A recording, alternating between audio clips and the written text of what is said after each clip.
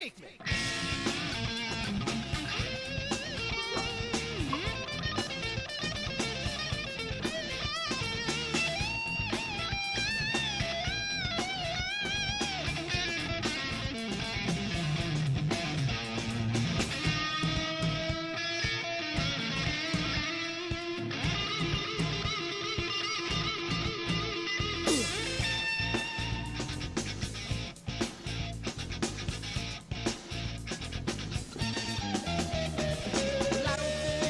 you hear me now? There we go. That's better. Okay, cool. So, all right.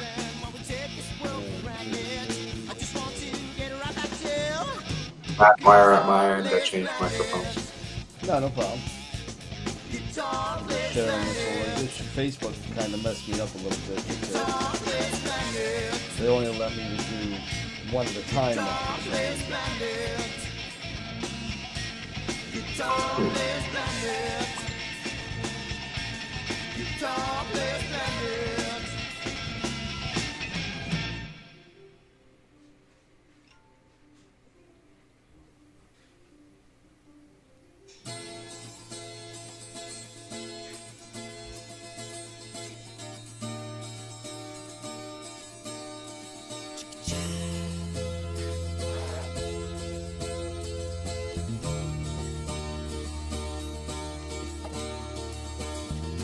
Sunny skies, the smell of palm tree air.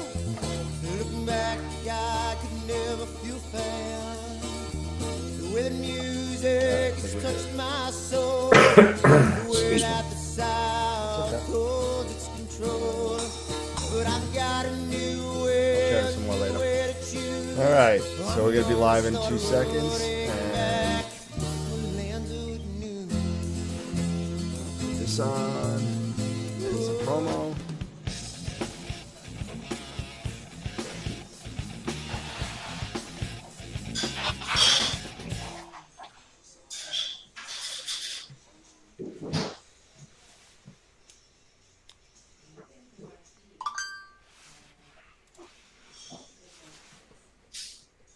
And 3, 2, 1. Good evening, everybody. Dan Higgins here over at AstroWorld, and we are sorry we are running 10 minutes late, but the sun just went down and had a little issue, trouble polar aligning, and you know it's something. Yeah, that's my sound. Let me turn this down. I'm sorry about that. I'm getting some feedback here. But yeah, so we're here with Ron Brecher tonight. How you doing, Ron? And Eric? Good.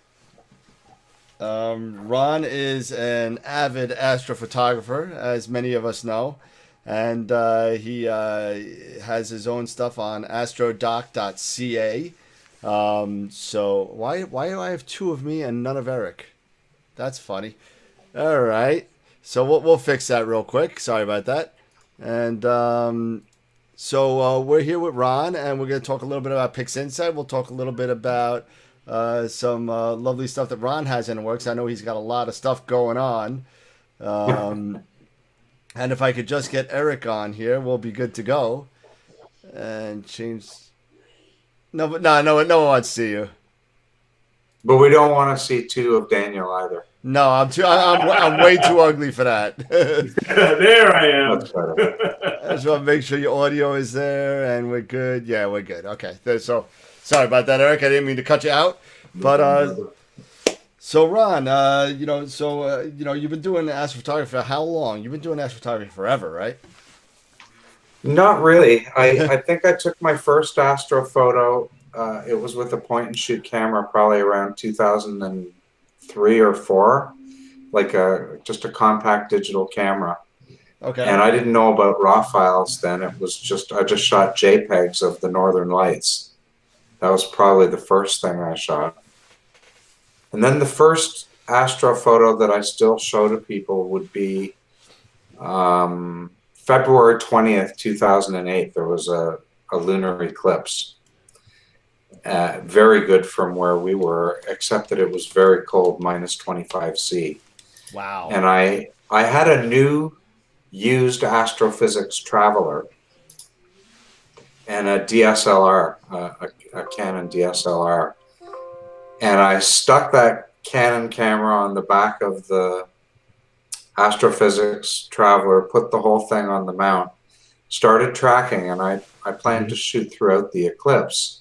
Okay. But everything froze up at mid-eclipse. I got my last picture right at mid-eclipse. And then the camera wouldn't work, the grease on the mount froze, everything was seized up. I couldn't even adjust the focuser. Wow. No. Wow. That's horrible. That's horrible. And now I use airplane grease on the mount. You gotta do what you gotta do, whatever makes it work, right, Ron? We've all been there. It's those little adjustments that you gotta make, right, Ron? Yeah. But so let's talk a little bit about what you got going on as far as you got AstroDoc CA going on. I know you have made a couple of appearances on the Astro Imaging channel as well. Sure. So you got a lot of stuff going on. So tell us what's new. Tell us what you got going on. Well, AstroDoc, the name AstroDoc preceded my website and preceded anybody knowing about me at all. My wife got me license plates for my car in, I think it was 2013 for Christmas. Okay. And I opened up those plates and it said AstroDoc. So it was her that did it. And by the way, I subsequently got her license plates that was Infinite. Nice. Oh, nice. Nice. Nice. So she does inner space, I do outer space. There Nice. you go. But at any rate, a little bit after that, my friend Sean Nielsen, some of you probably have seen him around Facebook and so on, Visible Dark and so on. Yes. Yes. And Sean helped me get that website up and running. I maintain it now with a little bit of help from him, but he helped me get it going. And I have all my photos, all my articles in Sky and Telescope, photographs of my equipment. All of that stuff is on the website. And one of the things that I think people particularly like is that I give detailed workflow for every image that I post. So I'll tell you how I acquired it and then how I processed it. Nice. I'm sure a lot of people appreciate that. It's pretty helpful. Yeah, I get a lot of nice comments on that. And I know when I was starting out, there's different people learn in different ways. Some people are visual learners and they want to watch a video tutorial. Mm-hmm. Other people, like me, for example, I'm a reader. I like to read things over and over until I get it. Some people are tactile and they need to work with somebody like me in a one-on-one or in a workshop where they're actually moving the mouse and doing the processing. So I give those detailed workflows as a way to just help people learn if that's their way of learning. Well, I'm sure a lot of people appreciate that.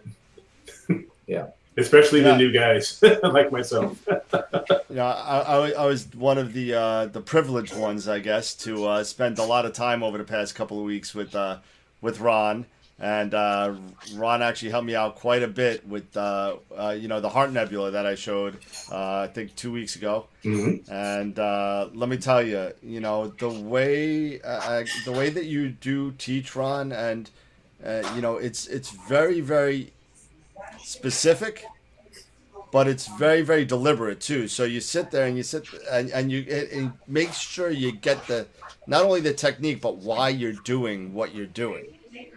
And why you're doing it when you're doing it. Yeah, absolutely. Yeah. Okay. Absolutely. Because it's such a huge help. And actually, we got a date tomorrow too. Yeah. I'm ready. Are you? I got to get up early to make my list. So yeah. So let me get my email up real quick. I'm sorry. So you got started with a DSLR, you were saying? I started out, yeah, that clip shot was with DSLR, but I graduated pretty quickly to a CCD.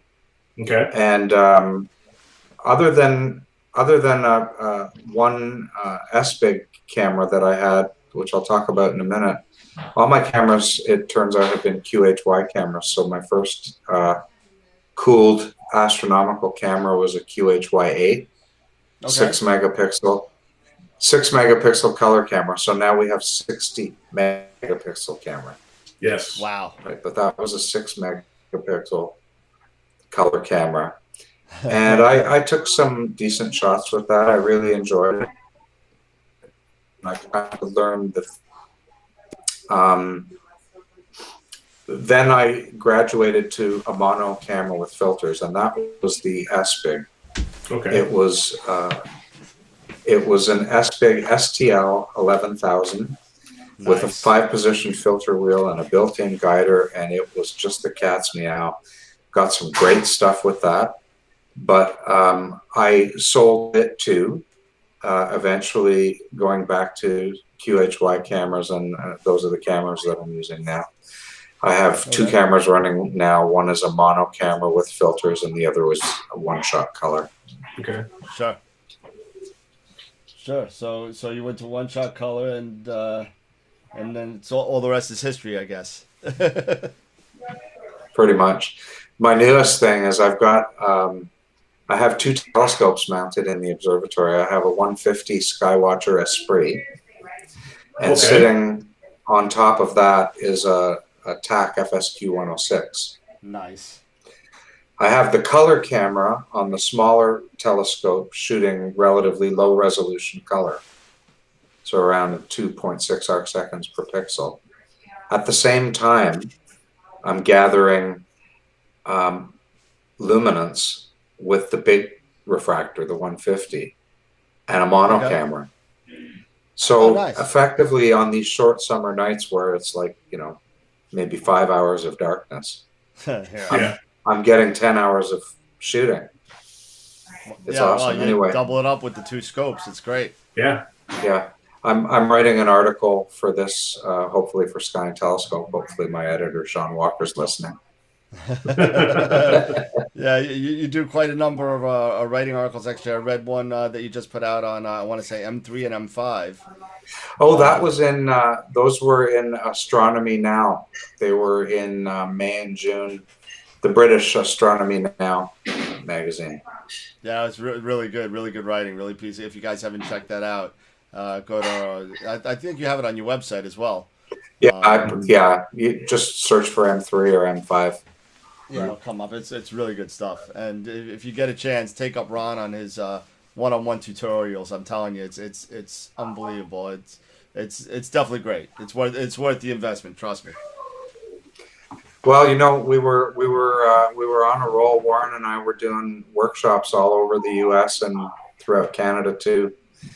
But this COVID pandemic has kind of stopped that in its tracks for the time being. Yeah. So the one-on-ones are a good alternative. And, it's not just us. There's some very good teachers out there. Warren does a great job. I enjoy the teaching too.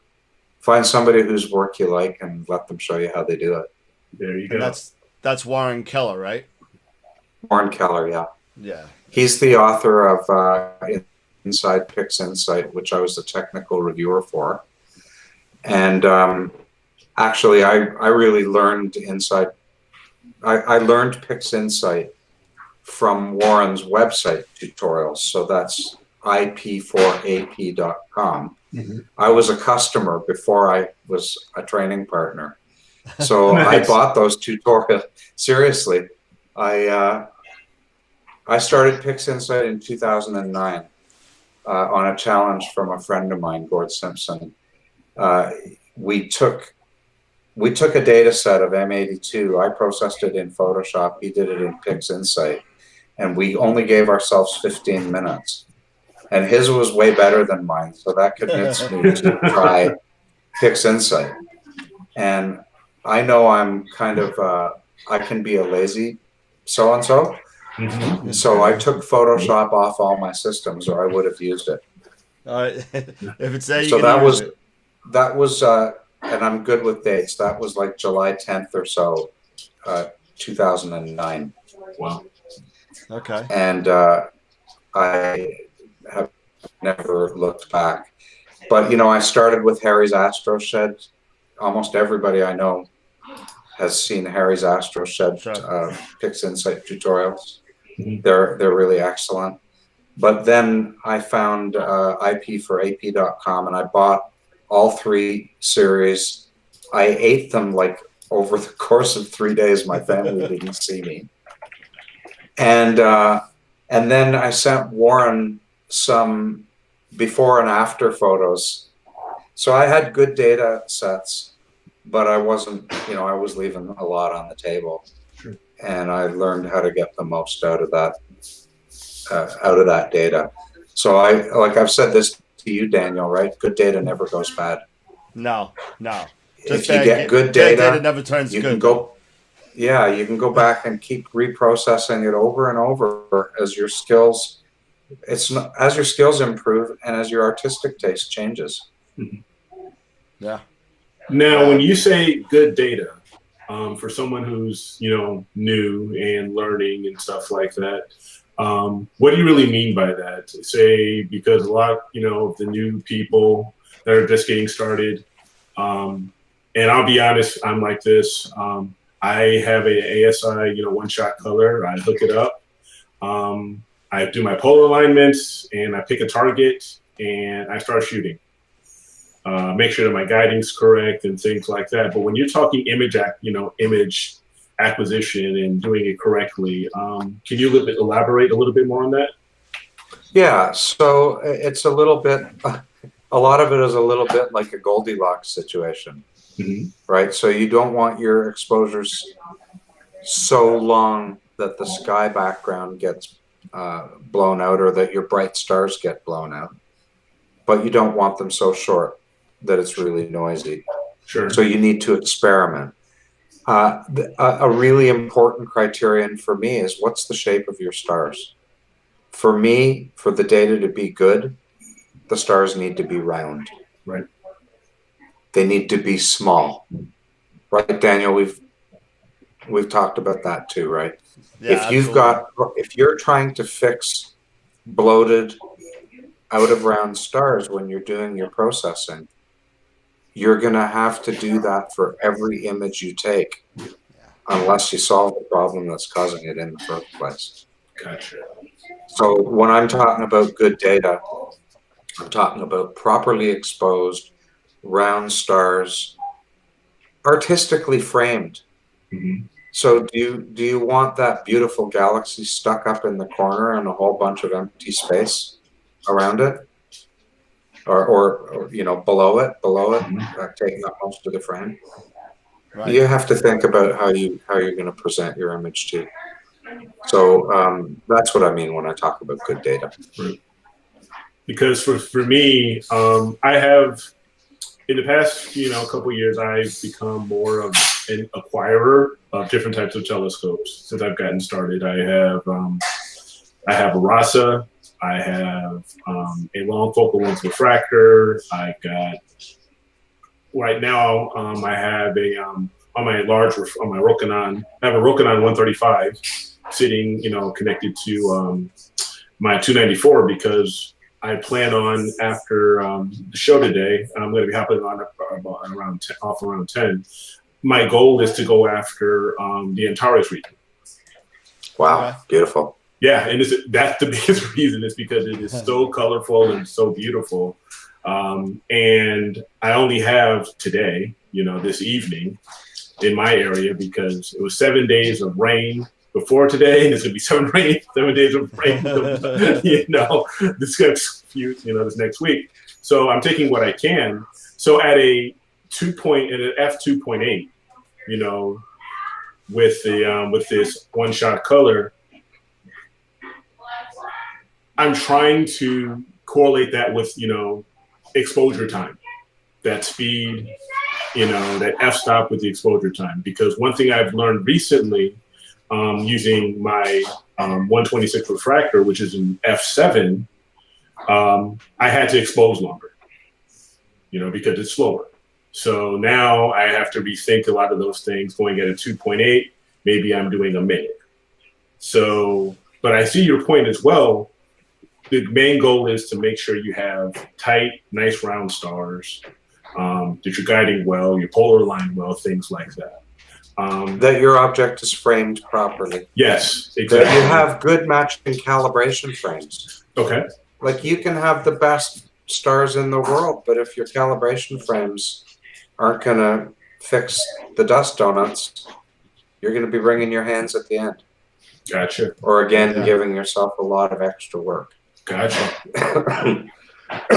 You know, when I think about astrophotography overall, I think of it as having four almost completely independent components.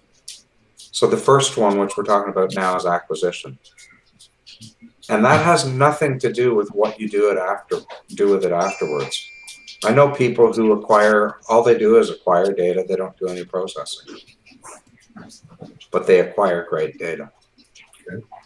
Then the second thing is taking a night or a month or a year's worth of data and combining it into a single image, or a single image for each filter that you can then work with. So that's pre-processing. Has nothing to do with acquisition. And it has nothing to do with processing after that. The third part is processing. That's making a pretty picture. And the fourth part that I think a lot of people overlook is sharing. How to share information and have it look the same on your screen as it looks on my screen, or have it look the same on your printer as it does on your monitor. Yeah, that's color managing your workflow, which is a completely separate topic from all the other three. And you can do the first three really well, but if you don't do the color management, what you send me might look green. Yeah. Yeah, your absolutely. beautiful Andromeda galaxy might just look green to me. Right. True. Very true. Awesome. And that has something to do with the ICC profiles that you showed me at the end, right? Exactly. Yeah. Yeah. The last step I always do is I set the color profile of the image before I share it, so that everybody I share it with, all of their devices, know how I expect the color to be displayed. Nice. That's great information. It's great information to have. Yeah. Yeah, you got to make sure. I mean, I'm getting my first. I had that Heart Nebula printed on paper from Bay Photo. And did it look the same as it did on the screen? It just shipped today, so I'm not sure yet. so is your monitor calibrated, Daniel? It is. It is. Okay. It is.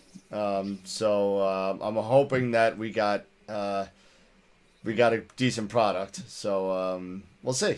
We'll see if it comes. If not, I'll send it back. Although I got to be honest with you, I did get one on metal from a friend of mine, a metal print, and I guess they just messed up the colors on it, and they totally oversaturated it, and it just was a complete mess. I actually had to send it back. But was it the same image? Well, actually, I have it. It's sitting right here. I think if I could move this without breaking this MacBook Pro that I got in 15 pieces. I'm replacing a monitor on a MacBook Pro, so let's see. So here's a picture. Oh yeah, that is the one that we worked on together. That's it? The same exact one that we worked on, but it's you can barely see it. But that's not what we did. No, he totally oversaturated the whole thing. It looks horrible. I'm sending it back. And I specifically told him not to change the colors, but the technician in the lab decided to do what he wanted to do. So it's very important when you go to like a Bay Photo or anywhere else that you go to get your photos. Number one, make sure your data is good and your monitor is calibrated, so what you see is what you get for the most part. And number two is make sure that they don't mess with the photo once they got it. So Yeah, I mean, if you tell them that you've saved it with sRGB or Adobe RGB color space, uh, that's good information for them to have for when they're printing, because they're probably printing in a different color space. Yeah, because I actually told him. I said, by the way, I got the ICC profile going on. I got so just leave it alone. Yeah. Just leave it alone because it was just horrible. It was horrible. But Yeah, now, of course, Now- if you know the kind of printer that they're going to be using to make that print, you could save your image with the color profile for that machine. yeah, that's a good point too. Yeah, absolutely. If you know the printer. Yeah. And you know. can, if you find out the model printer that they use, you can go online and probably find the ICC profile for that printer and that paper or metal medium. Yeah, I think I'm gonna go with paper from now on, but I don't know. We'll see. We'll see what it comes out with. Hopefully by next show, I'll have it on and we could take a look at it.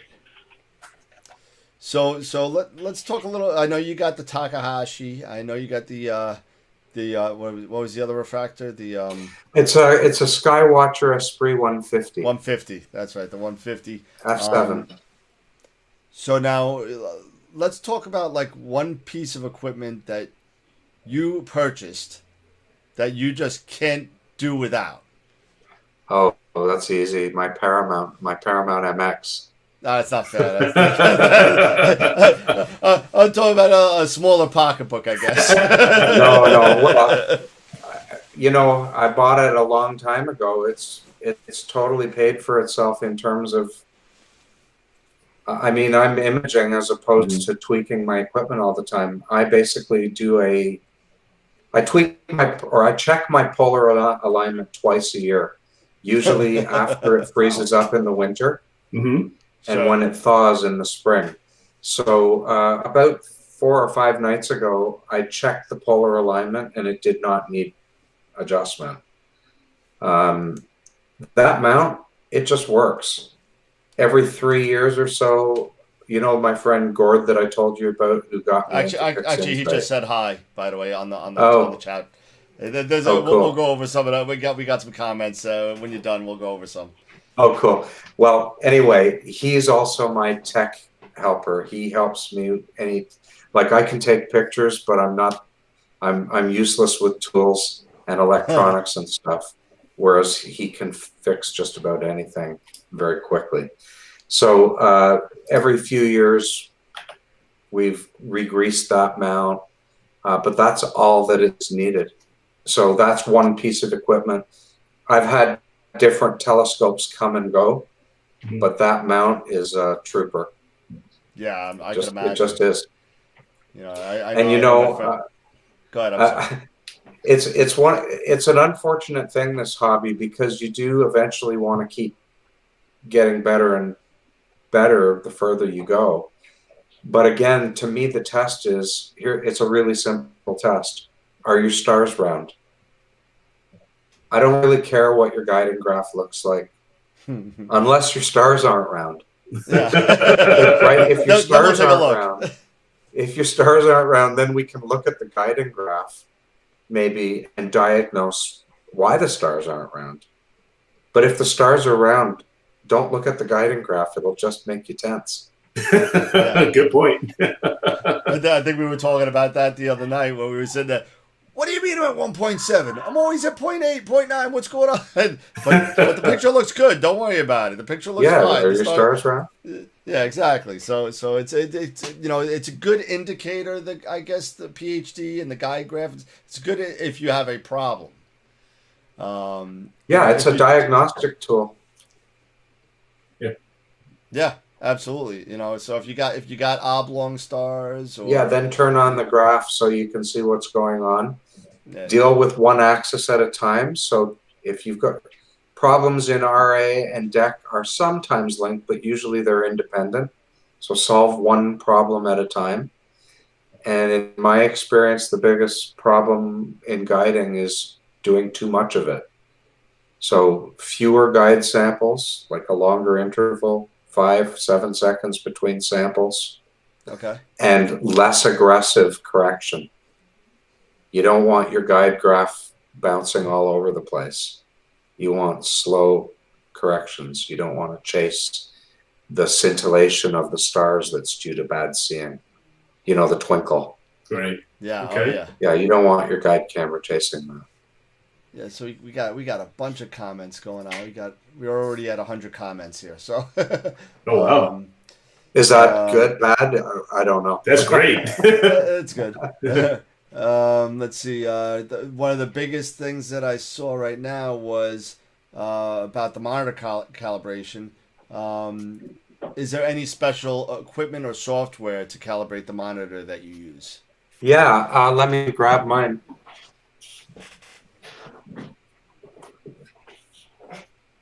This is what I use. Hang on, let me get it in the picture. Everything's backwards for me here. There you go. There you go. It's the Spider 5 Express. Okay. So I don't know if there's a Spider 6 or 7 or whatever. But anyway, when I bought this, so there were 3 Spiders. There's the Spider 5 Express, which was the least expensive. Those of you who know me know I'm going to go for the Spider 5 Express. Then there was the Spider 5 Pro, and then the Elite, or something like that. They're all the same device, exactly the same device. I'm taking it out of the box. It's basically a colorimeter that plugs into your USB port. Okay. There we go. Hold on. There you go. This side goes against the screen. It's going to be measuring, and it plugs into a USB port. The device is the same in all 3 versions of this hardware. The software is what's different and what determines what the price is. And I don't use their software anyway. I use a freeware product called DisplayCal. So DisplayCal. It's freeware from SoundForge. Okay. It can be a little finicky to install, but if you're computer savvy enough to be doing astrophotography, you should be able to get it installed. It takes a lot longer to run than the Spider software, but it does a way better job. Interesting. Okay. Okay. Good to know. So buy the least expensive version and use DisplayCal. There There he is. That's what I did. I like least expensive. Mark Ellis said he has it. Mark Ellis. Mark, you and I got to talk, Mark, because you won the Backyard Astro Imaging Club raffle 2 months in a row. And you took my shirt. You got my, it was runner up. It wasn't the grand prize, but he got my coffee cup and my t-shirt. So I want my coffee cup. Tarek, I think Tarek changed his last name to Alamrani. I think that's Tarek Abdullah. He has an older version of Spider, but I'm thinking about moving to an X-Rite product. I don't know X-Rite, but let me know how it works for you. Yeah, definitely let us know how it is. And I've heard good things about them, but I've used the Spider 3 and I've used the Spider 5. And I currently use the Spider 5 and it works perfectly. Awesome. Nice. Yeah, I haven't used either, so maybe that's something I need to work on a little bit. Chris says, 10 minutes ago, did I not ask you 10 minutes ago if your monitor was calibrated? My friend did it. I didn't do it. Okay. I didn't do it. He came over with something and he said, "Oh, you're good." I said, "Okay, good." Chris says, PixInsight uses ICC color correction. Seems to make my color overblown on posted and reviewing. Why is that? So the last step in your imaging workflow, you need to, so I presume you're saving these as a JPEG or maybe as a PNG file. The last step in your imaging workflow, you should run the process ICC profile transformation and assign the color profile that you want the image displayed with. most of the time, if you're posting to the web, you're going to want to use the sRGB profile. It'll have some letters and numbers after it, but it starts out with sRGB. Mm-hmm. That's the profile you want to assign. So use ICC profile transformation, assigning that profile. I'm going to just share my screen for a minute, if that's okay. Yeah, sure. Let me get into PixInsight and show you this. Hang on a second.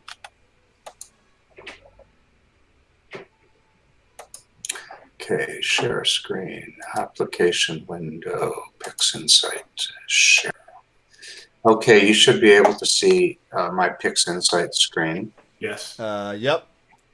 Okay, so all the processors are listed alphabetically if you ever can't find anything. This is ICC profile transformation down here.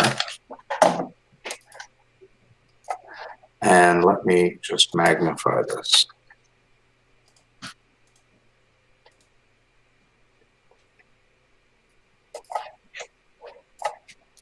How's that? Yeah, I'm trying to make you full screen. Give me 1 second. And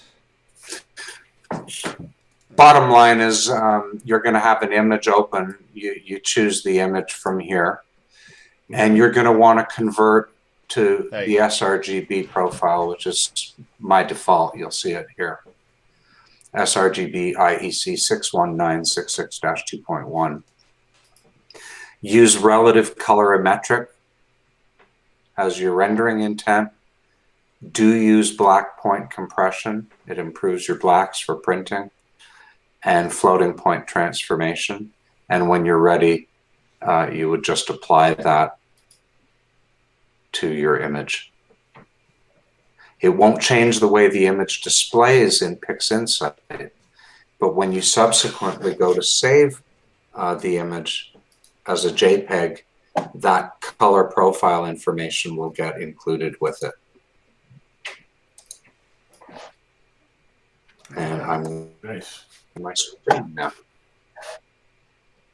And back to, there we go. There you go. All right, good. So we were able to share a screen, so that's good. Some people have a problem trying to find the little cogwheel. That Mark said, did that work okay? No, it worked perfect. Once I made a different shot, so you were full screen, so everyone was able to see it. So good. Let's see. Tarek says he has a Spider 3 and 4. Both are fine, but getting older, so I need to upgrade. Gord said he has your old Spider 3. Yeah, he does. Supernova Hunter. I know who that is. And who is that? Supernova. I know. There was a shot from Visible Dark. Sean Nielsen, I thought. Just saw. Oh, hey, Sean. Yep, Visible Dark. Yep. He puts on some great videos, man. Yeah. That guy does great stuff. If you guys haven't checked him out, check him out, and he does some great stuff out there. He was actually ask Ron what deep sky object gets no love.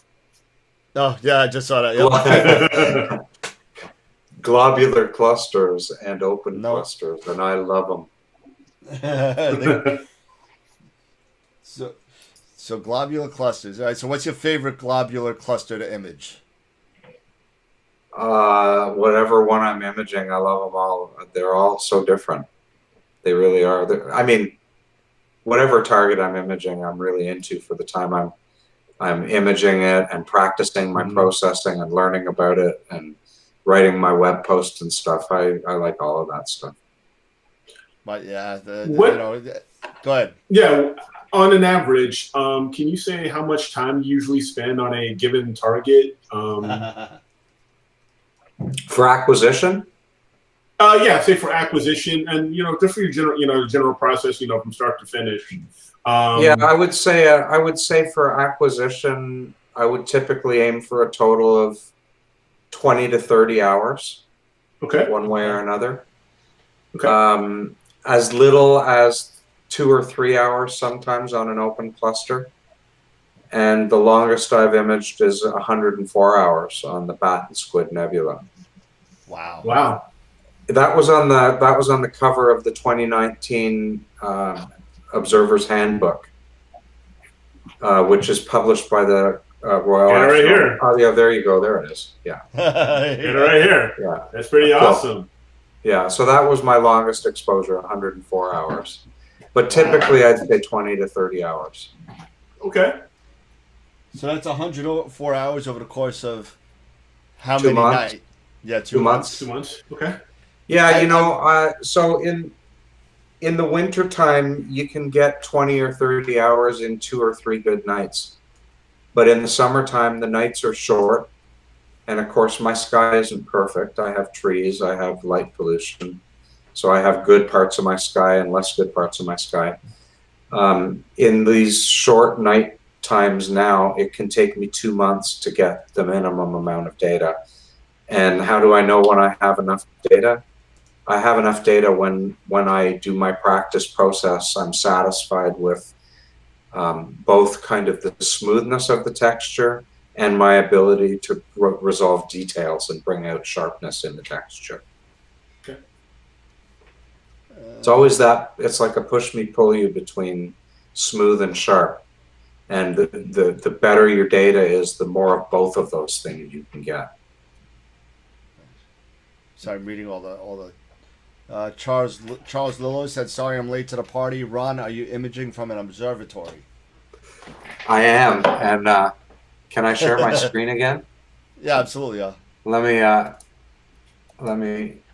Oh, I have to actually tell it to share my screen before I minimize it. Just a minute, I got excited because yeah. Let's see. How will I do this? I have to share my entire screen. There we go. And now I'm going to minimize use so we don't go into an infinite do loop. Yep. That's always fun. So you don't see all my dirty laundry. But here is my remote desktop. This is my observatory. Can you see this all okay? Yep, I see. Yep. So I have two versions of the sky, or 2 instances of the sky running. So this one, the big one that you see, is controlling my paramount. Okay. Which you see in the lower left, a virtual mount. Yep. It's controlling my camera, which is currently set at -15, and I could. I think I could lower that now down to -25. Okay, good. And it's got the filter wheel connected with the luminance filter in place. The auto guider is ready to go. And there's my focuser. So this is all to do with the Esprit and the mount. And it's all being controlled by this, which is CCD Commander. Okay, I was going to ask you, what software are you using? Because I don't recognize it. Yeah, so this is CCD Commander. So you can think of, this is like the conductor for the orchestra, telling all the equipment what to do. So right now it's running its startup action. So it set the cooler, waited for the sun to set, lowered the cooler temperature. I just did that manually. Then it's going to move to my first target and focus, and then wait for the sun to set. Like to set below 12 degrees. Okay. Then it's going to go to my first target, which is NGC 3718. It's going to move to that target and then run 3 10-minute subs and focus until I tell it to stop. And I'm going to tell it to stop when my next target rises above 35 degrees, NGC 6914. And then it's going to do that sort of thing on that until it shuts down. And it'll shut down when the sun rises up to 11 degrees below the horizon, which will be at about 4:51 a.m. Huh. So that's awesome. controlling, that's all controlling the big version of the sky that you see. And then up here, I have the camera and the focuser that are connected to the Takahashi. Okay. And they're just a slave. So whatever the big version of the sky is pointed at, this is going to be taking pictures of all night. That's awesome. Incredible. And I do 10-minute exposures on the Esprit Are these unguided? at 1 arcsecond per pixel. So, pardon me? Are these unguided? Or are you guided? It depends. Right now I'm guiding because I'm doing long exposures and I'm in a part of the sky where my unguided imaging isn't as reliable. But in other parts of the sky, I can go unguided for 20 minutes. Nice. Wow. Yeah, so this is all ready to go. So when this scope slews, which will be at 9:58, I do one focus manually, just because I want to make sure that first focus doesn't fail. Mm-hmm. The rest of the night, I just let it go all night while I sleep. Yeah. So now you do that manually through the software, correct? Correct.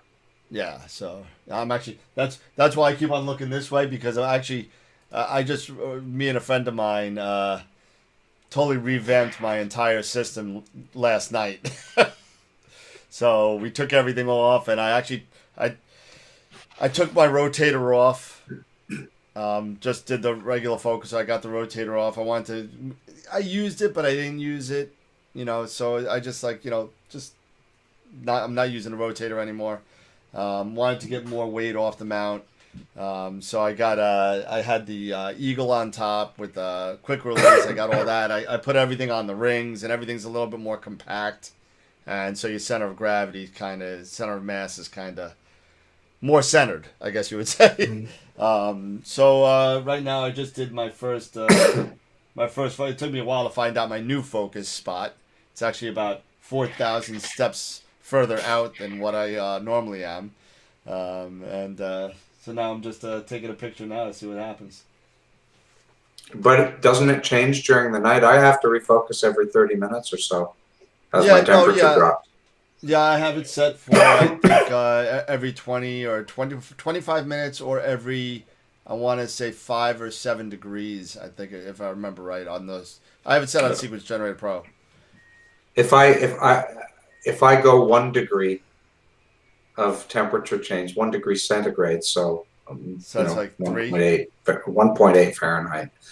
If I go that much of a temperature change, I would be able to measure a significant bloat in my stars. Say they would go from maybe 2 arcseconds to 2.3, 2.4 arcseconds, wow. Full width half maximum. So I guess I'm changing that then. Let your data tell you. Spend 1 mediocre night where the seeing is good, but the transparency is so-so, or there's a full moon, or intermittent cloud, because it doesn't. You don't want to use a good night to do this. No. Right? And take pictures. You use an automatic focuser? Yes. Or manually? Which automatic? Moonlight automatic. Yeah. Yeah. So get 1 night, and all you do all night is focus every 10 minutes, and it'll record the log, and you'll be able to see how focus changes with temperature. Wow. Huh.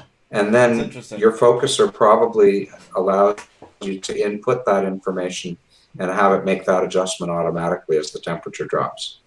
Yeah, there's different. A lot of focusers. Yeah.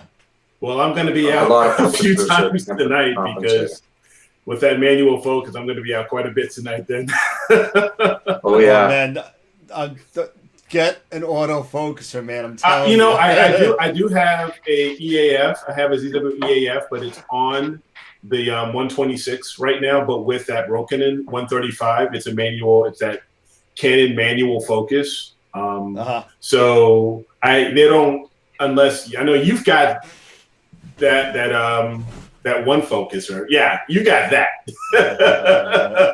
This is my new toy. Yeah, that's your new toy. Eric, did you say you're using the Rasa at f2.8?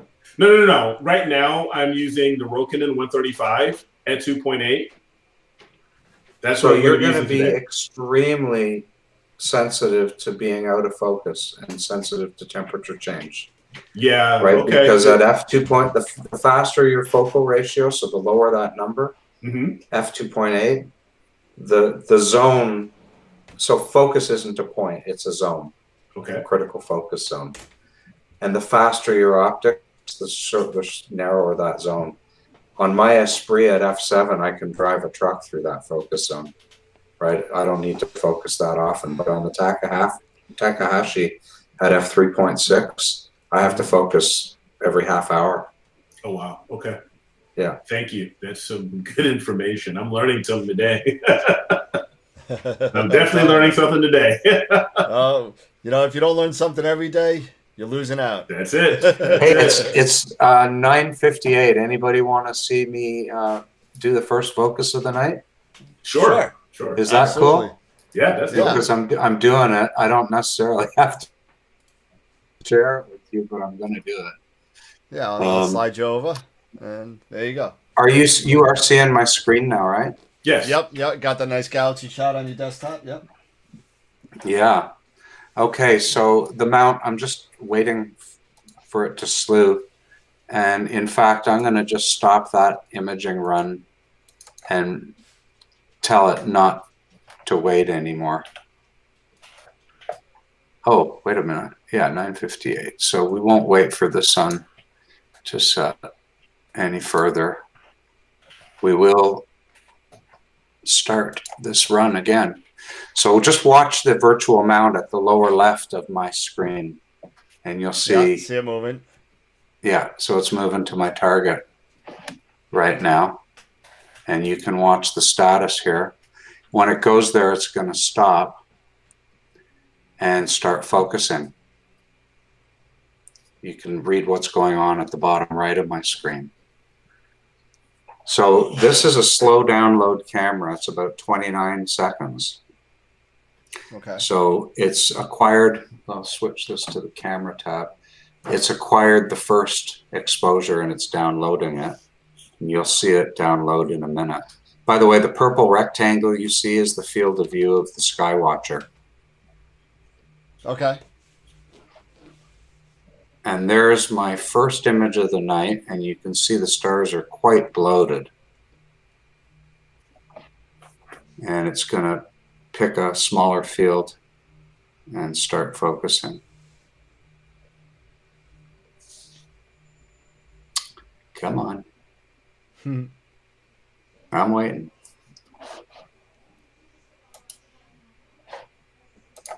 Oh. Nope.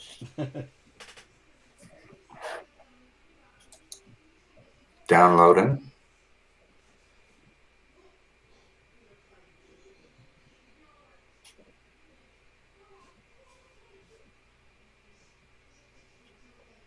So now it's doing 3-second exposures, which will download faster because they should be. Oh, it's actually, I can see what's happened here. It's going to fail. So what I have to do is go into at focus 3 when it lets me.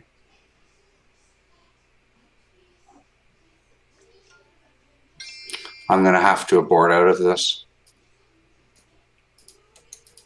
Okay, so now I'm trying to get into at focus 3. Abort. Abort. At focus 3. There we go. This is not going to let me stop. Darn. So I'm going to have to take drastic measures. Sorry, gang. Uh-oh. Oh, boy. Yeah, watch this. It's the task manager. CCD Commander freezes you out. So I'm going to end CCD Commander. Fortunately, I saved that. Right. And now that should have stopped all these shenanigans. I should be able to abort. And that's There we CCD go. Commander. That's the one that comes Now with I can start see. I'm sorry, Huh? CCD Commander And that comes was with my fault. That wasn't the fault. That wasn't the fault of the software. I should have done a manual focus, but I didn't. So I don't need to do this. I don't need to wait for the sun. My cooler is already at minus 25. I'm already pointed. I'm going to do a manual focus. So I'm not even going to start this right now. I'm just going to do a manual focus. So we take a sample photo. In this case, it's 6 seconds, but I'll shorten that to 3 in a minute.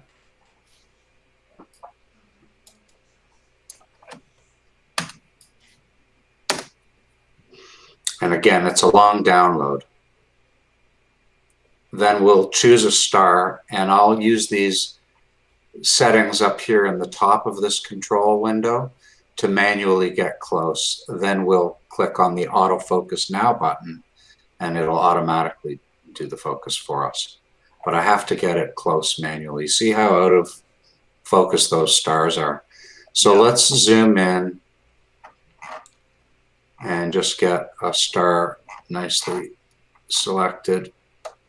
Not a hot pixel. There was a nice one up in the corner. There we go. See that star there? Yep. All right. So I have to try going one way or the other, and I'm going to go a significant amount. 655 steps. In this case, I'm going to go out because it's a lot warmer tonight than it was when I finished imaging the other night. So I've just moved out 655 steps. I'm setting the subframe and seeing if this star gets smaller. If it gets bigger, I got to go back the other way. I don't see anything, so maybe I went the wrong way. I'm going to go back the other way. 1, 2. So I went 2 that time.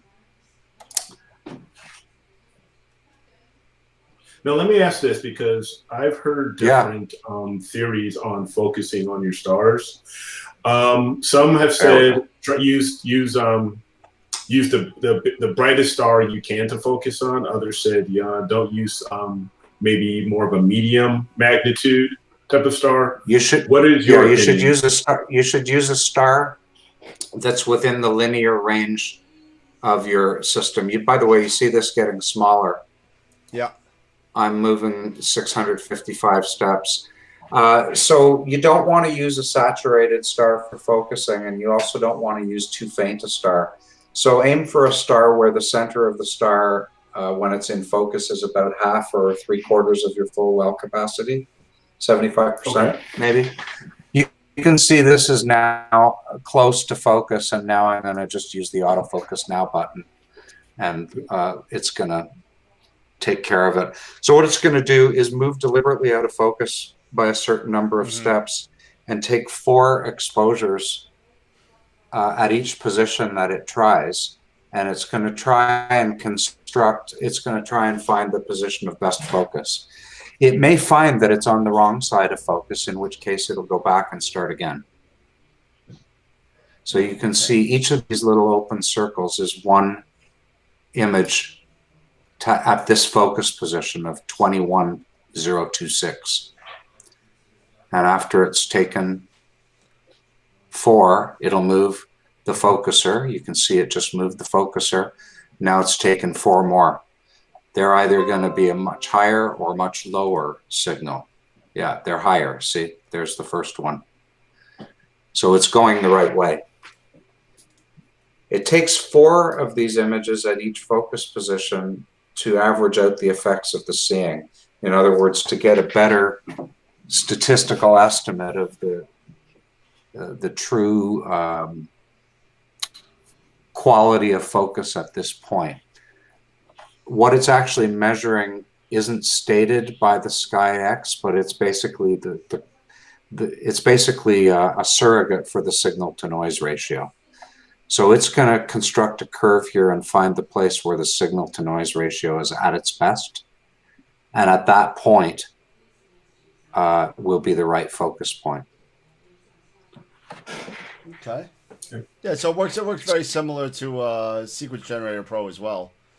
Yeah, You know, it racks it out of focus. It finds that nice little either V or U curve, goes in and out of focus, finds the right steps, and goes back to that step where it was best focus.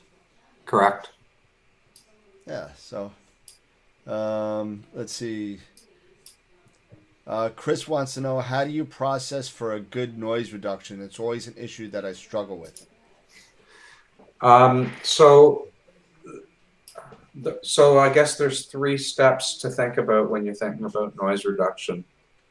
The first step is at the acquisition stage. Make sure you dither and get enough exposures so that when you align and stack them, that you get a good, smooth master frame to work with. So that's the first part, is in the acquisition and the pre-processing.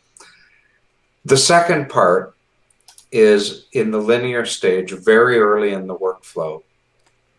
You want to remove the so-called, Warren Keller calls it salt and pepper noise.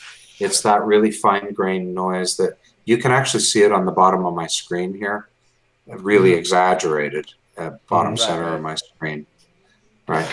By the way, the focuser may now be concluding that it has to go back the other way, or it may think that it's found the right spot. We'll see. It's not far from where I had it, but it may need to go back the other way. This can take a few minutes the first time. It's why I always watch it. Yeah, it's going back. All right, so the second step is that salt and pepper noise. The third step is after you've stretched the image, in other words, you've delinearized it, you've taken it out of the linear space and made it nonlinear, you're still going to have noise of various different scales, and you're going to want to remove that. But I'd say the first 2, if you do a good job there, they're most important, because anything you do to enhance your image can also enhance the noise if it's still there. So it's really important to get the noise out of there first. Okay. Bob on YouTube wants to know, where is your observatory? My observatory is at my house, the dog house. It's called the Dog House Observatory, and it was my 50th anniversary gift to myself, or 50th birthday, I should say, gift to myself. I was like, 50th anniversary. I'm just going to my website. No, I'm not that young. But here's my observatory, the Dog House. This is at Christmas. So it's a sky shed, and the roof rolls off to the left. And I think further down, yeah, you can see it open. Inside, there's a warm room with a heater. Nice. I used to have a laptop in there, which controlled everything, but my current setup, let's see if I can find it. My current setup, I don't know if I still don't show it, but right now I'm using an Eagle 3 Pro that was given to me to demo by Prima Luce Labs. So that's my PC that's running everything, and it's actually sitting in between the Takahashi and the Esprit. Nice. So it's a great setup. Wow. This is homing in on focus now. It's getting close to the peak. Yeah, I'm not worried that this takes a while at this time, at the first focus of the night. It's important to me that it gets it right and that I'm watching it. And by the way, we could start doing focus on the other camera. So if I go to its focus tools, so I'm in the upper right here now. If I go to its focus tools, I can open a second instance of at focus 3. And this camera downloads really fast, and that exposure is way too short. Let's make this exposure like 3 seconds and try that again.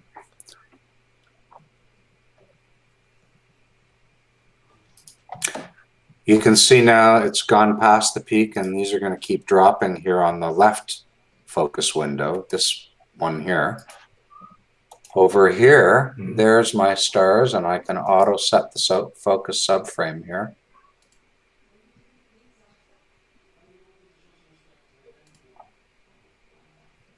Okay, I think I'm just going to let this one run.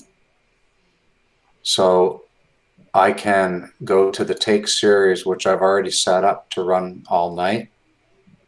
It's going to run 10 3-minute light frames. It's going to focus and run 10 3-minute light frames. And it's going to do that all night. And it's going to save all those light frames with this name that's shown in the save name setup. So I can go ahead and start this series and now kind of forget it. And you'll see on the left here, at focus 3 has finished. It's found the best focus for the refractor, so I can close it, go back to my CCD commander, and it's going to now move to my target and start running. So let's go. So it's connecting to the mount, connecting to the focuser. It's done a little slew. Now it's starting the auto guider. And you'll see the 3-minute auto guider frame come up in a second. Just downloading.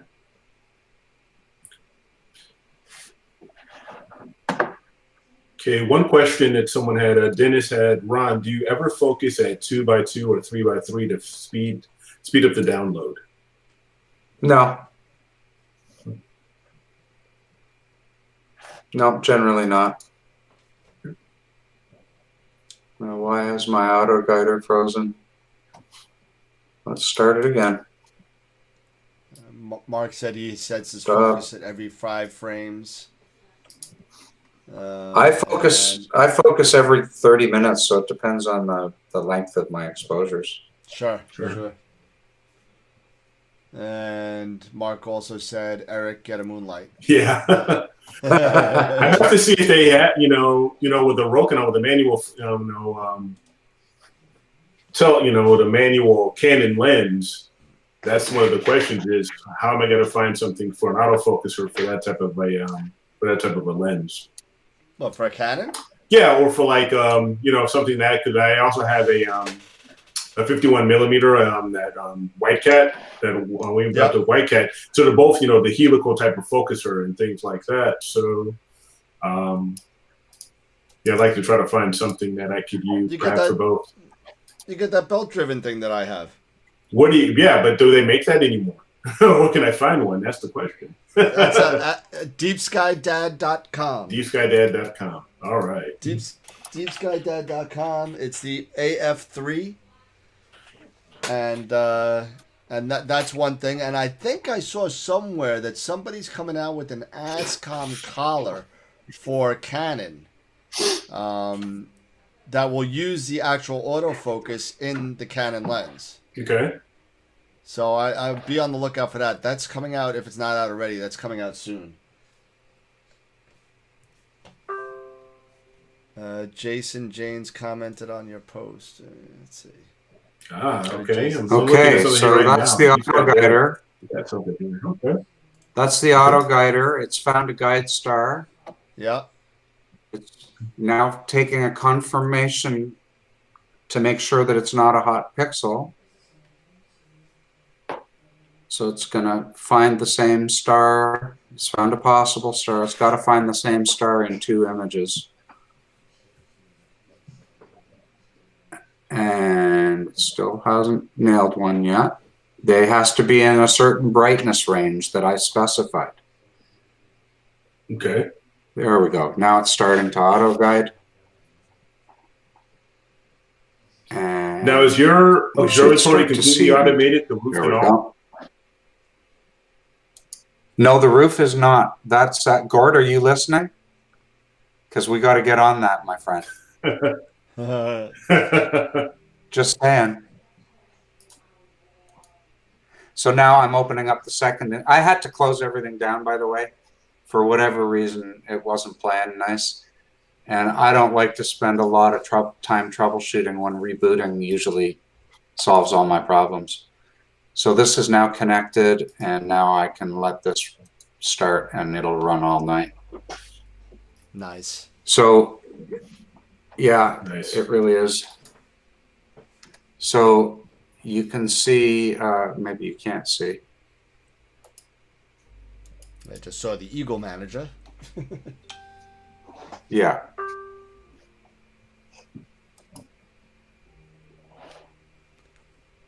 I'm trying to figure out where my... Yeah, there's the Eagle Manager. That's the equipment manager. Yep. So this is the Eagle 3 Pro control software from Prima Luce Lab. And so you can see I've got 2 cameras and my focuser connected to power here. Mm-hmm. These are my USB 2 ports that can be turned on or off from software.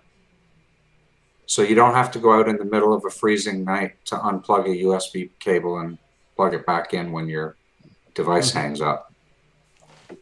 There's also 4 USB 3 ports, which you can see over top left and bottom left, and 3 dew heater ports, which I had connected to 2 scopes. There's the total power consumption. And optionally, you can get an environmental control module that keeps the dew heater strips just above, just at the right temperature. So that helps you manage. I have the Echo, and it does a wonderful job. The one thing that I wish it would do, and I was talking to Tom Bramwell over at Prima Luce today, and apparently each dew strip is coordinated with its own temperature sensor. So so you got 5, 6, and 7, which would be your 3 dew heaters. You need to have a temperature sensor for each one of those dew heaters in order for it to make the correct adjustments. Now they're coming out with, in the new firmware update for that, they're coming out with soon, hopefully, a 3-for-1. So everything will be run off the one temperature sensor. It'll make, as long as it's, you can still run it with 3, but if you're really close by, you could run everything with just 1. So. Hey, one thing I wanted to show you guys, I told you that this inner purple rectangle was the field of view of the Esprit. Right. The bigger rectangle is the field of view of the Takahashi. Nice. So you can see that I can shoot a huge field of view in color. That's what this camera, the Slave, which doesn't really care where it's pointed. Right. And all of the accurate stuff is done with this small rectangle with the big scope. Huh. You got some So cool stuff going there. Yeah, he really does. Yeah, so everything's gone now. We've got our first images of just a few minutes away. On the right there, that'll be the color image, the big field of view. And on the left, we're counting down, still 393 seconds to go. You'll notice I don't have my guiding graph open, but it is available. I haven't even looked at my if we want to see it.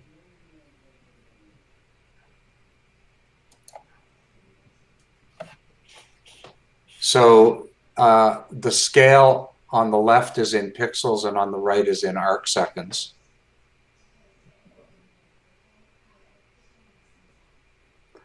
And this averages, you can see it's around half an arc second RMS. Yeah. Over the past 5 minutes. And this is all. But I don't look at this because this might make me worry that the stars aren't round, and I can make it look way worse. I can make it look way worse by changing the scale. So Don't do here's that. my advice. I like this star open so I can tell that I'm guiding and that there's a star in the field, not a hot pixel. Right. I can also tell if it's getting cloudy in the middle of an exposure. But I don't pay attention to the guide graph. I pay attention to how round the stars are. Yeah. Or out of round. Okay, I think we're about to get our first light from the color camera. And Nice. yeah, it's gonna just, there it is. And I use Maxim DL because Okay. it's very low resource. It doesn't use much resources for me to inspect this image. So if I go here, there's my first 3-minute image. And, oh, good, some satellites. Yep. Yep. I'll just calibrate it. You'll see my target is You got an tiny X because there. this field of view is so huge. Yeah, I know. If I zoom in a little here.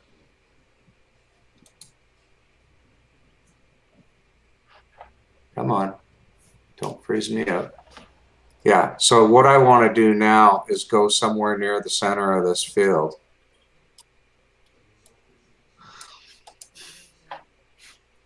And if I just hover over a star, say this one here.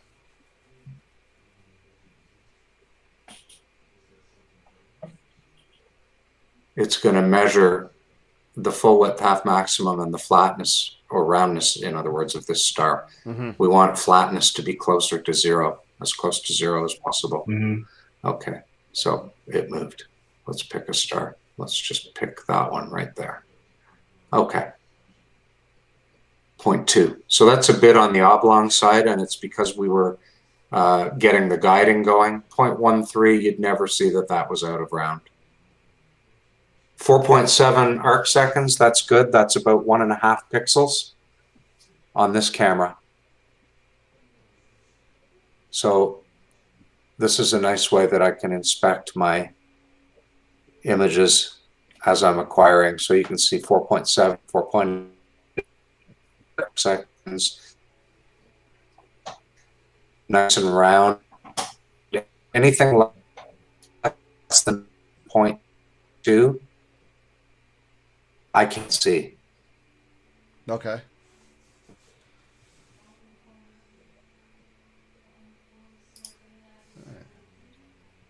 Gord Simpson said, "Thank Musk for those."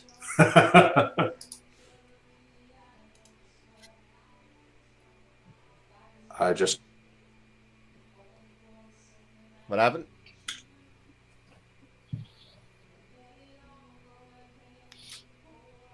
So you're saying that you only use maximum DL, pretty much for checking out your lights and your focus.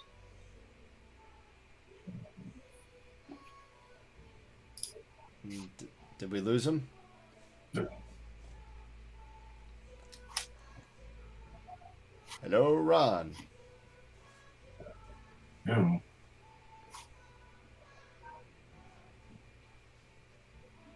Sounds like possibly. That's you clicking, right? Yeah. Let's see if he dropped out. No, it looks like his screen froze. Yeah.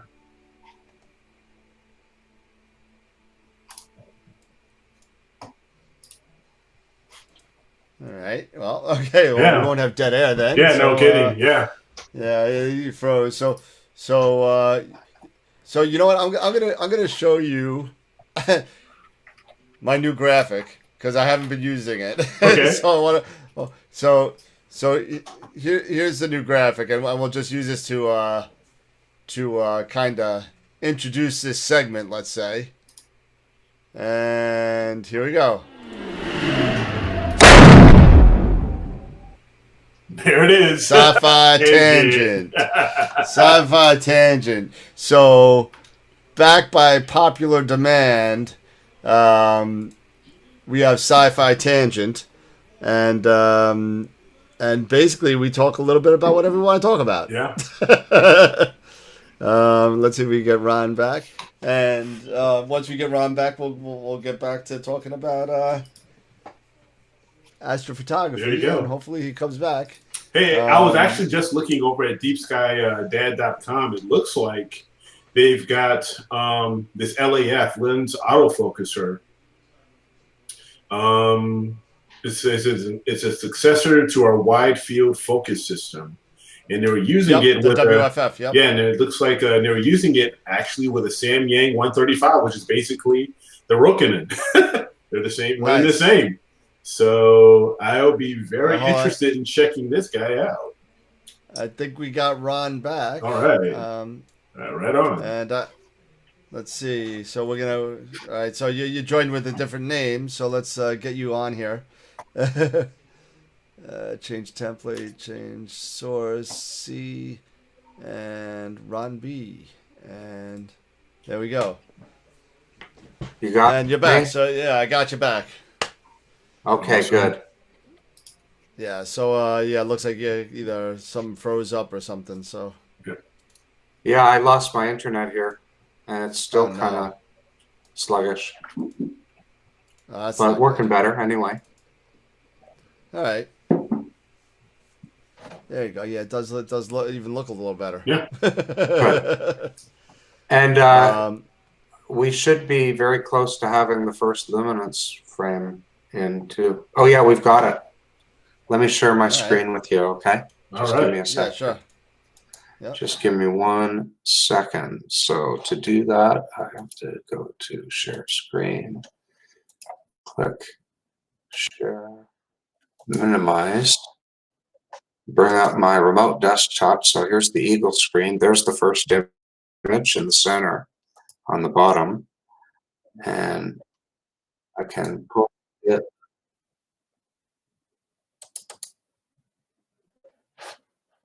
Do you see my screen?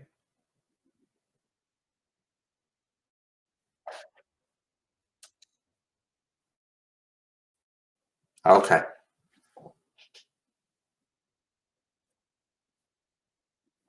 Okay. I'm just still opening that image now. There it is. And now I'm going to calibrate it. Watch the dust spots vanish.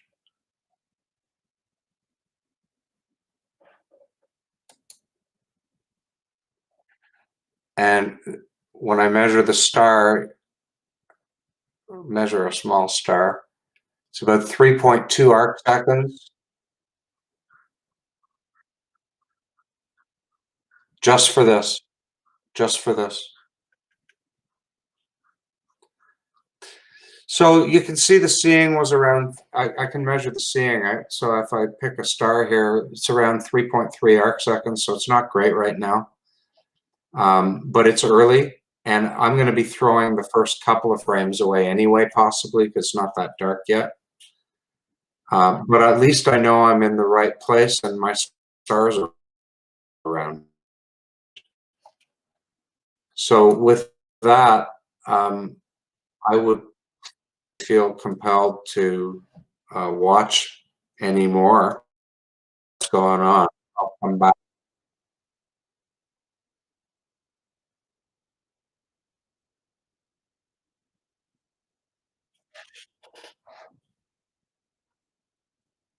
With those for my focusing, so I don't have to be out every half hour. Yeah, you got to. Yeah, I mean, even F4 is pretty fast. It is, but you should have improved. You have a bigger critical focus zone, so it's going to be more forgiving. Yeah, that's what I like. That's what I need. I need something to be a little bit more. We all need forgiveness. Yeah, exactly. Yeah. That's why we all love refractors. Exactly. Refractors are definitely forgiving. It's like having an offset golf club. Yeah. And there's some really nice refractors out there right now. Sure. Got some nice quads out there now that are coming out. with the built-in flat. Yeah, you got quads. You got. I mean, full disclosure, right? Skywatcher, they loaned me the Esprit to demo, and then they gave it to me afterwards. But I love the scope. I wouldn't be using it. I've got other scopes. Nice. I've got other scopes of the same focal length that I'm not using because I like that Esprit. It just gives beautiful results. So whenever you want to donate one to the States, you let me know. Yeah, right. You got to come across the border to get it, though. No problem. I don't think they'll let me in. I hear they're building a wall. Yeah. That's what we need, another wall. So what is your is the 150 your favorite right now? What is your favorite scope right now that you've been using? Depends on the field of view that I'm shooting. Sure. You know, you have to think of it's a tool like a camera and a lens. It goes together, a camera and a telescope. Yep. You put the right kit together for the kind of thing. So if I'm shooting a Milky Way shot, my favorite is going to be an 18 millimeter lens on my DSLR. Yeah, of course. Right. If I'm traveling, one shot color is really convenient, and wide fields are more forgiving. Mm-hmm. Wide fields with small refractors, yeah, more forgiving and easier to get in the car. Yep. Yeah. Right. Absolutely. Yeah. Smaller scope, smaller mount. So what's my favorite depends on what I'm doing. In my observatory, for what I'm doing right now, my Esprit with my mono camera is probably my favorite. But if I had my druthers, I'd have a mono camera with smaller pixels, because I get seeing that would allow me to benefit from smaller pixels. Okay. Yeah, I went through a growth pain. You know, I had the aperture fever thing going on. So I started when I was doing astrophotography. My first setup was an 8-inch Schmidt, and that went into a closet for about 3 years after I decided it was a little rough to do. And then I started getting into visual observing. So I started going. I got a 10-inch Dob. I got a 12-inch Dob, and then I got my 18-inch Obsession. So then I went backward. Then I really started getting into photography. So I went to a 10-inch imaging Newtonian, and I was like, that's not working. And so I finally went from a 10-inch to a 127 refractor. Now I'm down to an 80. So I went full circle from small to big, back to small again. Yeah. No, but I totally agree with you, Ron. What you're saying, depending on the target, is what you have to use. Because, like I said, right now, with me going after Antares, I'm going to use the 135 millimeter because I want to get that nice wide field. But if I have to, but for Galaxy season, I'm using my 126 millimeter. So you're absolutely right. It just depends on the target. Yeah. Absolutely.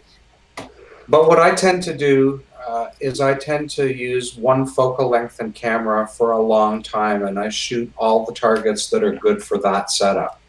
That makes sense. Then I'll change setups. Right, I did that with the Takahashi for 2 years.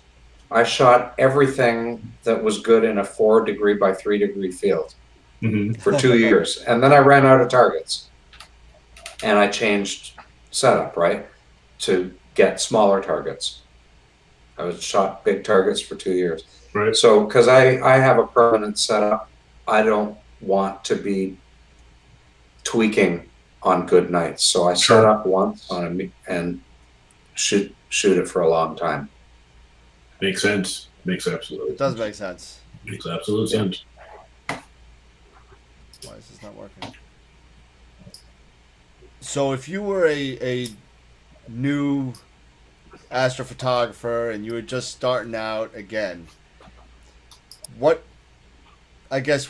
type of telescope would you start off with first, and what would you stray away from as being a starter person in astrophotography? Well, any telescope that you buy in a department store or a non-specialty, Okay, fair enough. I would avoid. Any telescope that's advertised by its magnification or by its electronics, I would not buy. As a starter scope, right? Because it's optics that matter, and simple matters. Now, a lot of people don't have time or aren't interested in learning the sky. Yeah, some of the new refractors with the pointing technology, they're fantastic for beginners. But you know, when you look through those, you're not going to have a view like the astrophotos that are on the box. Right. In terms of, I guess my answer would be different for visual than it is for imaging. So for visual, I really love small daubs, like a 6 or 8 inch daub. And in fact, when we're done this show tonight, in my driveway, I have a 10-inch daub that I made myself with some friends. I ground the mirror, and I participated in all the planning and some of the finishing. But I have friends who are way handier than me. I've already confessed to that. And I picked it up today from my friend's house. It's set up in my driveway, collimated, ready for me to stick an eyepiece in for first light. Nice. Yeah. Way to go. 10-inch f6. You're in like a Bortle 4, Bortle 5? Not a Bortle 4, but you know, lately I've been getting around 21 magnitudes per square arc second. Wow. 21.2, awesome. 21.3. The last month or so has been very good. Yeah. A lot of people seem to be noticing that the sky is more transparent with, I guess, less air pollution from traffic and planes. Yeah. Sure. Yeah, absolutely. I could definitely, you know, I can't tell the difference because my eyes are shot anyway. But I mean, I mean, I don't have data, but I have kind of the empirical evidence of my experience over the last month or so. I've had probably 4 of the best 5 nights I've had. So, don't leave us. You faded in and out there for a second, Ron. So, sorry. I think we get you back now. I think you're good. Yeah, you got me? Okay. Yep. Yeah, you good. Yeah, you good. So yeah, I agree. You know, with everything that's been going on, the pollution, you know, the pollution is slightly decreasing. So seeing and it's gotten a lot better for us. And you know, right now we have to take advantage of what we can get. Yeah, I agree. Totally. Tolga said Ron needs the QHY 600. Yeah, I really do. I do. Mark loves his Esprit 120. He's got an Esprit 120. Yeah, QHY if you're listening. I really want to test that one. Yeah. That's funny, eh?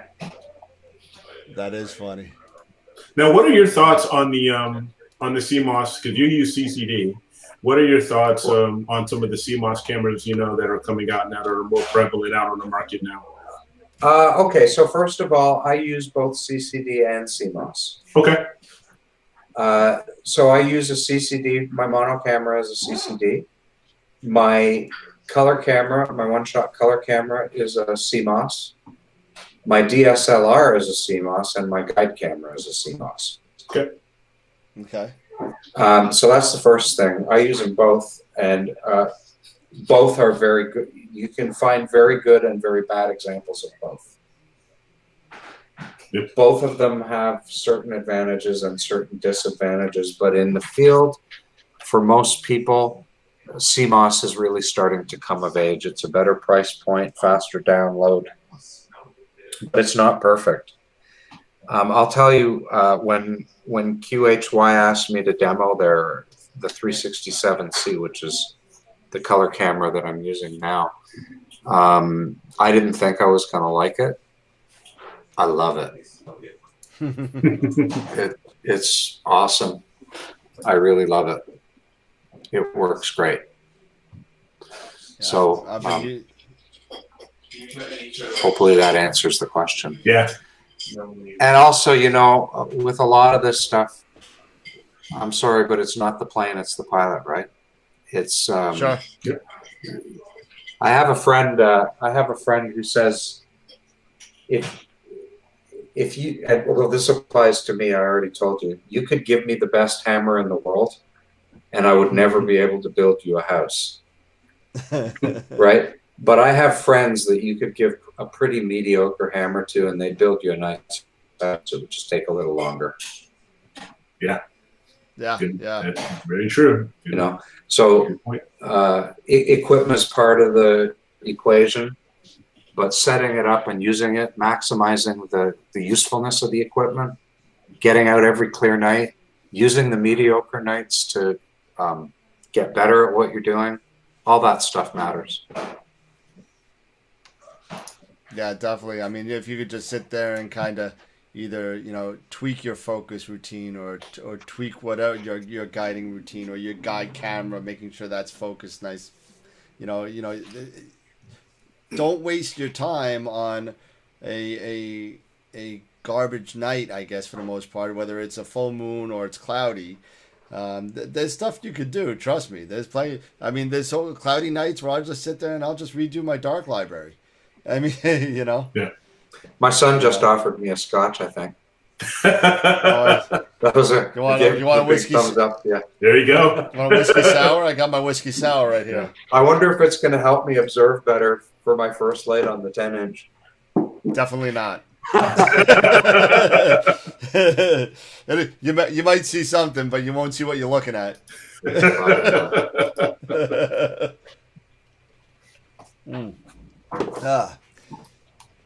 So any other questions from folks? Let's see. George, I believe George is from Scotland, if I remember right. He's a welcome. He's on all the time. Pollution index is down to 2006 levels apparently. So we went back about 15 years. That's Mark, something. Looking at this, yeah. I mean, and it's different in different parts of the world. I mean, you look at China. I mean, I'm sure we've all seen those pictures of the pollution where it just the like even like the smog in India is gone. You know, it's crazy. Yeah. Oh yeah. Friends don't let friends drink and scope, apparently. But let's see. I don't know. You missed my sci-fi tangent promo. That's funny. I got moving forward with the show. I wanted to put it into 3 different segments. And I'll just show it. I'll give everybody a preview of what we got. And hopefully I don't offend anybody. So I got 3 different promos now. So here's the first one that I'll go. This is called Troubleshooting Alley. Ready? My shoe! Oh, there's no sound. Did you hear any sound or no? No, no sound. Nope. Oh, no. Yeah, That's horrible. You heard it? I hear you. Let's see. No, did you hear the sound of the video? No, that stinks. Oh no. Something's wrong with the sound. All right, well, I want you to go. Well, just imagine if you know Eddie Murphy. Just imagine, you know, Aunt Bunny fell down the steps. You remember that? Nobody remembers that. I guess I'm. Yeah. Well, Aunt Bunny. I got Eddie Murphy's soundtrack going down here. Where everybody's falling down the steps, and there's somebody. The sound's not working though, but so I won't even play the other 2 then. So put everybody back on. So hey, I'm actually starting to use Pix Insight now. Right now? Yeah, Right. I've actually started, doing more than blink. There you go. You're gonna make me stand up and get a refill. There you Ron, go, I'm telling you. I'm actually using more than blink now. Oh yeah, that's right. You bought Pix Insight for the blink, and that was it. Yeah, but I'm actually, I've been looking at. I actually signed up for Adam Block's site. I have Warren Keller's book, Inside Pix Insight. Yep. Yep. So Actually, so right I was the now, I technical just reviewer started. of the book. Yeah, so and it's a great book. It's got a lot of great information in it. So right now, I'm at the point where I was actually doing the weight batch post processing. So I was actually following some of Adam's steps. So it's basically I finished up I had to just do calibration. So I did all the calibration steps. Then I went back and I did the debear manually because I have a 294 one shot color. And right now, here, I'll just share my screen with you real quick, and I'll let you see what I've got going on right now. Let's see. And so I'm only at this phase right now, which is I just finished cropping it. It did the debear and it did the integration. So now I'm at the step where I was about to actually do the background extraction. So I'm not sure if you guys can see my screen or not. Okay, so I was actually going to go there and actually I'm just going step by step. So going through everything here. So dynamic background, yeah. So yeah, so right now I'm just going along with it. We're doing a couple things here, and this is do this really quick. I think that was at 6. And I had this at 75 and generate. And because I've actually already done this, this guy here. So this was M51. And just, I was getting a little confused with one piece here. So if we want to talk a little troubleshooting alley or whatnot.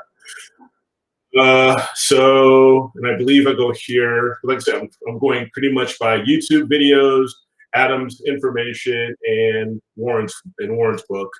So I've got it. It's subtraction. I'm keeping everything, and I think that's it.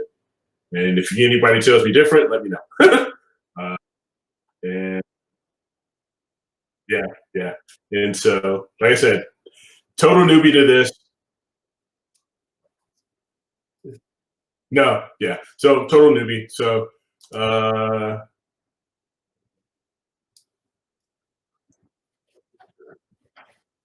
okay.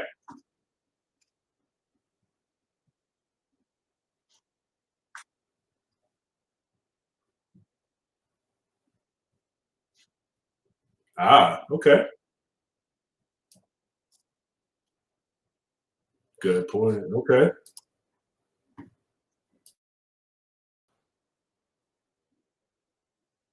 Oh yeah, the rule of halves.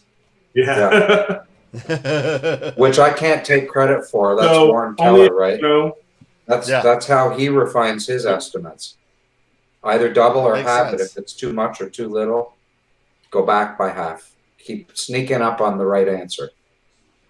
Yeah, absolutely. Do it in baby steps and just get down there, get down to the nitty gritty of everything. Because, what's going to happen is if you're like me, even with polar alignment. I mean, when I first started doing polar alignment with Sharp Cap, I'd be making these adjustments on the altitude and ads. I'm cranking these things like, come on, you got to get down only 12, and I'm turning it and it's go left and right and left and right. All it needs is a little bit. And just do it a little bit at a time, just like the same thing with your processing. That's one thing I learned from Ron, was that, even though that the changes that you make are very subtle, when they're all put together and they all kind of, and as long as it doesn't make the picture look worse than what you started with, then you sit there, then you can move on to the next step. And then you can. Well, also, I mean, if you can see what I did too much of it. Yeah. You have to use a really light hand. You have to use a light hand with every step. You have to spend the time. All the missteps you make early in the process get amplified with subsequent steps. The noise that you fail to remove gets sharpened later on. The color splotchiness that you failed to address early on becomes saturated later on. The green hue that you don't address becomes a green cast in the final image. So, there's an order of things, and you have to take the bad stuff out early. Yep. Apparently the sound on the previews went out online because they're all making fun of me. Oh boy. Video and sound okay. Welcome to the dark side. You're showing your age, and Mark said he hears nothing, so I'm not sure what's going on now. So George said he heard it. Mark said he didn't. I don't know. I think Mark's got us on mute. I think, Okay. Or he had one too many scotches. Okay. Tarek was actually asking, what made you get into astronomy, astrophotography? What brought you into this? Oh, so that's kind of an interesting story. There's 3 legs on this stool, and most of them involve my kids. So I was always interested in astronomy as a kid, but in 1998, when my wife was pregnant with our second child, we moved to a new house, and the house was a little bit out of town. It's where I am now. So the quality of the skies around Portal 4. I wasn't into astronomy then, but I did notice how nice the stars were here. And then my old bank, we changed banks when we got the new house. My old bank said, before we close your Visa card, you have all these points. Do you want us to send you something? So they sent me a catalog. I got a toy train, something for the kitchen, and what I thought was a toy telescope for my 4-year-old son. Anyway, a few days later, all that stuff arrived. The telescope turns out to be a 4.5-inch reflector with decent optics. Wow. On a crappy mount, but decent optics.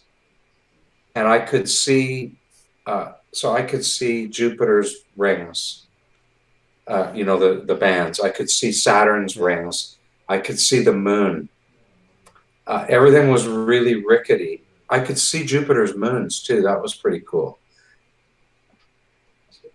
So then my daughter's born in May, end of May, and she's colicky. She screamed for about a year. And the only thing that helped her sleep is I would put her over my arm and walk her up and down the driveway at night in the colic cold. And that would help her sleep. And I'm getting more and more hooked on the stars. So this is May through December. So I have a crappy telescope, a screaming daughter. Now Christmas comes, and my business partner gives me a copy of Terence Dickinson's book, Night Watch. Nice. Chapter 4, Choosing and Using a Telescope. There's a sidebar article called Junk Scopes from Asia with a picture of my telescope. Right? That's awesome. So I realized that it wasn't really me that was causing all the rickety, blurry views and stuff, that I really was into this. I got a Christmas bonus that year. I had started my own company a few years before. I got a Christmas bonus, and I bought my first real telescope, and that was a Celestron Ultima 2000, 8-inch computerized Schmidt-Cassegrain. And I used that for a long time. So that's how I got in. Nice. That's a good story. Yeah, that's a nice story. Yeah, a lot of fun. Let's see. Mark Ellis is drinking his Royal Crown whiskey. Cheers. Good Canadian whiskey. There you go. Bob said thanks for the story, Doc. Oh, you're welcome. What time is it? We've been on 2 hours already. Yeah. Oh, wow. Yeah. I got to get out and try that telescope. Yeah, I'm actually gonna call it a night myself. I gotta get out there and polar align and start going after the Antares region. Give this guy a go. I'm doing M101. I'm on my blue filter, so I'm on my. Let's see. I'm on image 22. So. Well, I checked on mine and everything's running fine. Yep. So tomorrow I'll have a you've got everything all set. Yeah. All I know is that in about 15 minutes, I think I got to do a meridian flip. So Yeah, it just took me about 20 years to get it all set. That's all.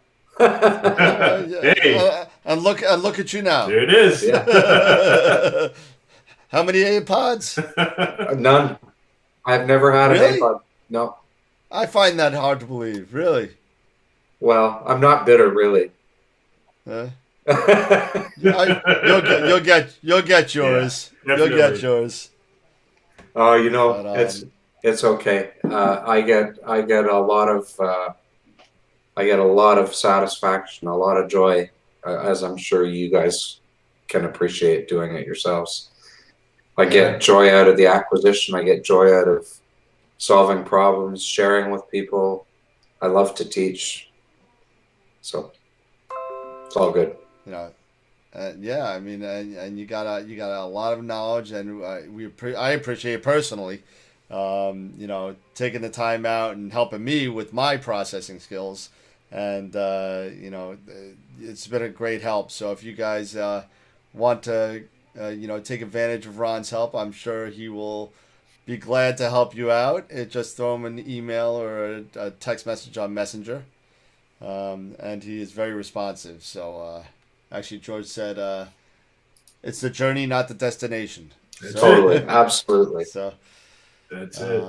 Visible Dark is still on. He said, "Good stuff, guys. Thanks for the insightful show. Clear skies." Bob enjoyed this as well. Thank you so much. Can you travel? Tarek wants to know if you can travel. I'm afraid I can't right now, but the online tools are fantastic. Yeah, I mean, when you do it, you do Google. I use Google Chrome Remote Desktop. Yep. Okay. And either Skype or Zoom or whatever. Whatever for phone. Yeah. Yeah, so and it works great. I mean, and Ron allows you to record the sessions if you want to, and it's awesome. It's really good. It's definitely worth it. Thanks, Definitely Daniel. worth it. No, absolutely, and a proof is in the pudding. I'll see you tomorrow morning at 9 a.m. So I definitely have to take advantage of some of these lessons. Take advantage I've of already gotten some of them. It's and listen, I can only say it so many times. The way Ron talks and the way Ron speaks and he teaches, it's very, very, very good, and it teaches the way that I learn, and that was great. So that's awesome.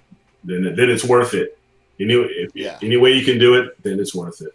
Absolutely. There are teachers out there that you could listen to for 2 hours and don't even remember what they said first. And that's not the case here. So awesome. So just I talk very slowly. For For you, Daniel.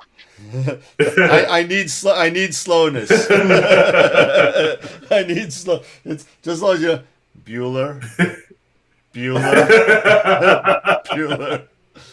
Fry. There I am. There it is. Sorry.